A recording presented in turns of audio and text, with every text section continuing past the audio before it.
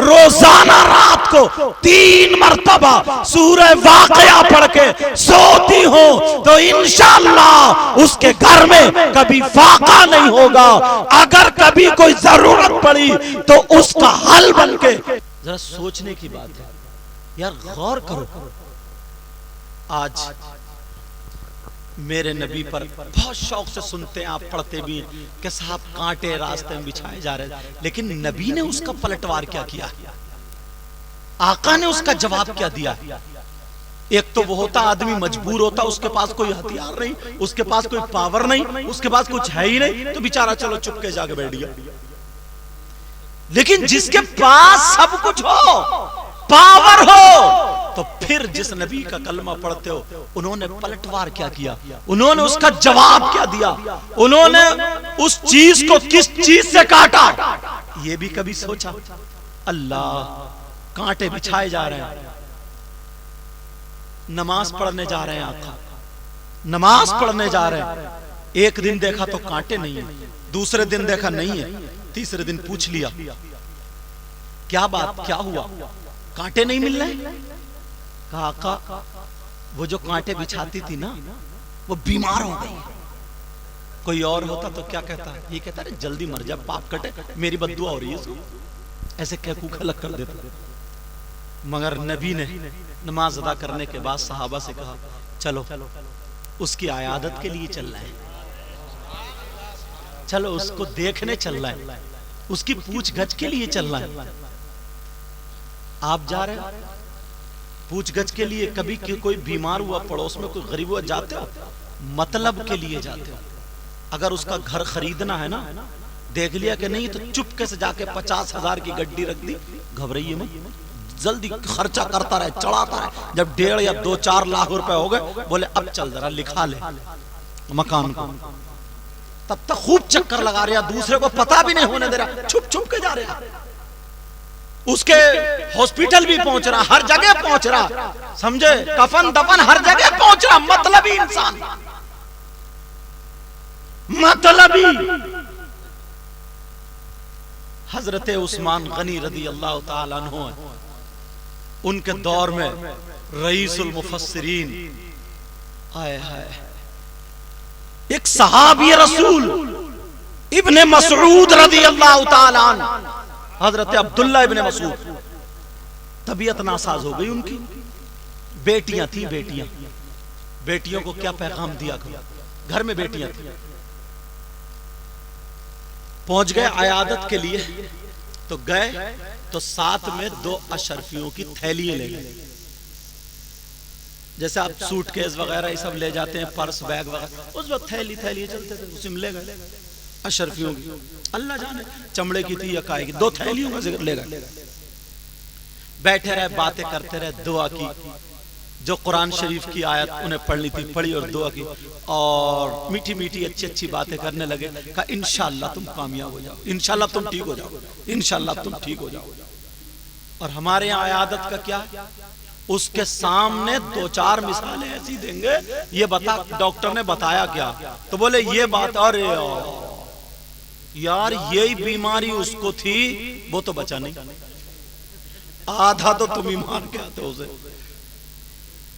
उस डॉक्टर को दिखा लिया, उसको इसने तो कई मार दिए, ले अब वो दवा और क्या करेगी, वो खाएगा, वो उसके दिल पे छुरी चला रहा, गर्दन काट रहा सामने से। हालात देखो। जब हजरत उस्मान गनी आए तो 2 अशरफियों की थैली दे दी। हजरत अब्दुल्ला इब्ने मसूद उठ के बैठ गए। कहा भाई उस्मान क्या बात है?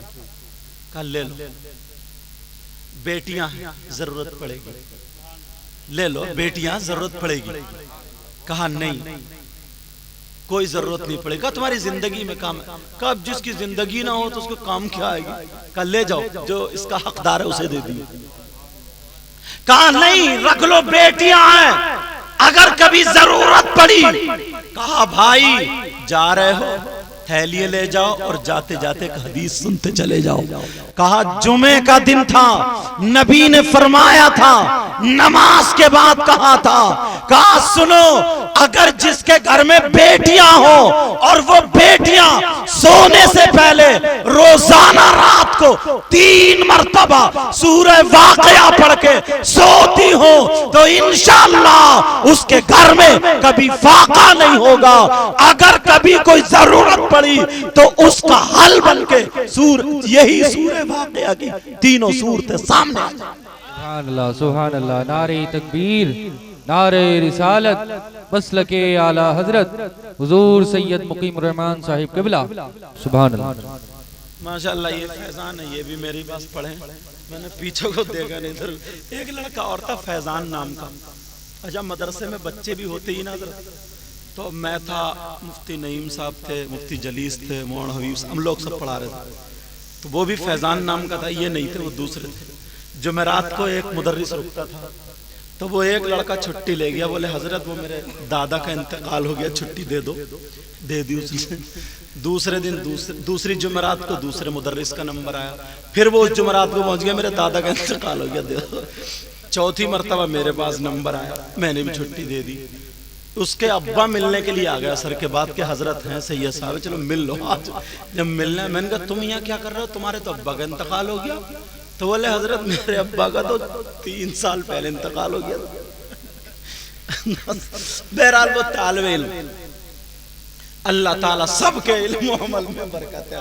ये वो फैजान नहीं, अल्लाह ताला सबके इल्म अमल में बरकत अता फरमाए। अब सुनो, कहा भाई रख लो, कहा नहीं, कहा नबी ने फरमाया जिसकी बेटियां 3 मरतबा सूरह वाक़िया पढ़ के अगर रात को सोती हो तो उसके घर में कोई परेशानी नहीं आती, और अगर आ जाए तो उसका हल कुरान की यही सूरत सामने आ जाती है बनकर।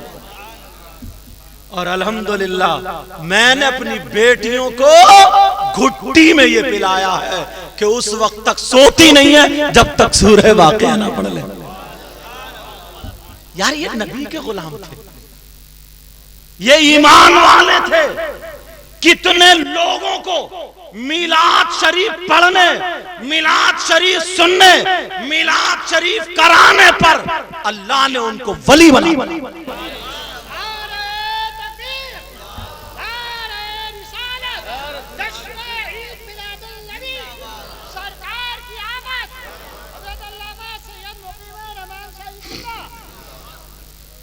जो बचे कुछ थे वो ये आ गए। हाँ, इन्हें पता चल जाए अल्हम्दुलिल्लाह, बहुत आशिक हैं, मोहब्बत भी रखते हैं, कहीं कहीं मौलाना लोगों से लड़ जाते हैं। ये बस अल्लाह ताला हिदायत नसीब फरमाए। वैसे बहुत मतलब नेक इस माना कर कि इसको ज़ौक शौक है इस बच्चे को, और ये आप ही की बस्ती का नहीं, तो इन्होंने भी नारा इसलिए लगाया होगा कि देखो हम भी हैं। अल्लाह ताला बरकतें फरमाए।